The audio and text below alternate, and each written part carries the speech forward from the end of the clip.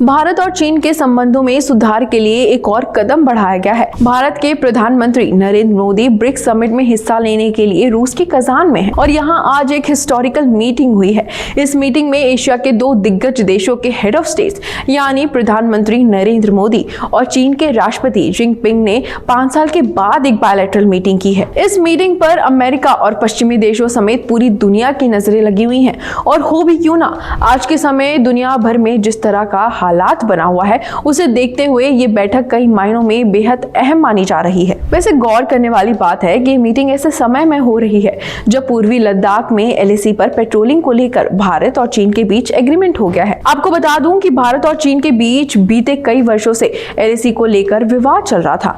अब वो विवाद खत्म होता नजर आ रहा है। दोनों देशों ने इस बात पर पुष्टि की है कि दोनों ही देश अपने अपने सैनिकों को एलएसी से पीछे लेंगे और फिर से 2020 वाली स्थिति में जाएंगे, यानी एलएसी पर फिर से पेट्रोलिंग शुरू की जाएगी। वैसे इस मीटिंग के पीछे रूस की अहम भूमिका मानी जा रही है। पिछले कई महीनों से रूस दोनों देशों को कूटनीतिक रास्तों से जोड़ने की कोशिश कर रहा था और यही नहीं, कई मीटिंग के दौरान रूस ने ये संदेश भी दिया था कि एशिया की शांति और स्थिरता के लिए दोनों देशों के संबंध सामान्य होना जरूरी है। इस प्रयास का उद्देश्य भारत और चीन के बीच बिगड़ते संबंधों को फिर से ट्रैक पे लाना है, खासतौर से 2020 के गलवान संघर्ष के बाद से जो दरार आई थी। और यही नहीं, प्रधानमंत्री नरेंद्र मोदी के तीसरी बार सत्ता में आने के बाद उन्होंने माना था कि आर्थिक और क्षेत्रीय हितों को ध्यान में रखते हुए चीन के साथ बातचीत को नए सिरे से शुरू करना जरूरी है, जिसके बाद दोनों देशों ने ही धीरे धीरे इस मुद्दे पर अपने तरफ से कदम बढ़ाए हैं। बता दें कि जून 2020 को पूर्वी लद्दाख की गलवान घाटी में भारत और चीन के सैनिक आमने सामने आ गए थे। दोनों पक्षों के बीच हिंसक झड़प हो गई थी, जिसमें भारत के 20 जवान शहीद हो गए थे, जबकि चीन के भी 40 से ज्यादा सैनिकों की मौत हो गई थी। इस घटना के 4 साल बाद अब भारत और चीन ने इस सीमा विवाद को खत्म करने के लिए